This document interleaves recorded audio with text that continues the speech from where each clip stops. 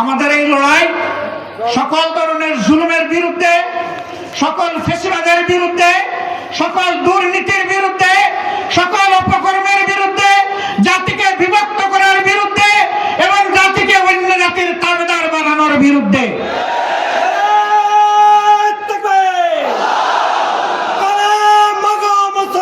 মুসলমান কারণ লাল চোখ পরোয়া করবে না ইনশাআল্লাহ। আমরা পরোয়া করবো শুধু পরওয়ারদিগারকে। আল্লাহ তাআলা সেই তৌফিকটুকু আমাদেরকে দান করুন। আগামী নির্বাচনের মধ্য দিয়ে নতুন বাংলাদেশের নতুন ইতিহাস রচিত হবে ইনশাআল্লাহ। একটা আহ্বান আপনাদের প্রতি, আমার ভাই বিএনপির সম্মানিত নেতা বলেছেন বাংলাদেশের স্বাধীনতার পর কোনো নির্বাচন সুষ্ঠু হয়নি। একটা সুষ্ঠু নির্বাচনের পিপাসা নিয়ে জাতি এখন অপেক্ষা করছে।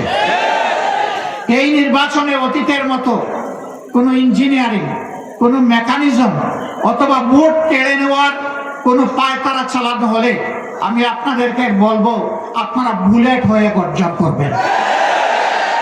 ওই দুষ্ট হাত আপনারা অবশ করে দেবেন। শুধু ভোট দিবেন না, ভোটের পাহারাদারিও করবেন। আপনার ভোটে আপনার প্রতিনিধি নির্বাচিত হবে সেটি নিশ্চিত না হওয়া পর্যন্ত আপনারা বিশ্রাম নেবেন না। বলবেন যে দায়িত্ব আমাদের দিয়ে আপনারা কি অবসরে যাবেন? না না, আপনাদের সামনে থেকে একসাথে লড়াই করবো ইনশাআল্লাহ। মানুষের অধিকার প্রতিষ্ঠার জন্য এই লড়াই থেকে কেউ আমাদেরকে থামিয়ে রাখতে পারবে না ইনশাআল্লাহ। ভোট পছন্দের প্রার্থীকে যে যাকে পছন্দ করে তাকে দেবে, কিন্তু আমাদের অনুরোধ আমাদের সকল ভাই মা এবং বোনেরা যেন ভোটের সেন্টারে যান।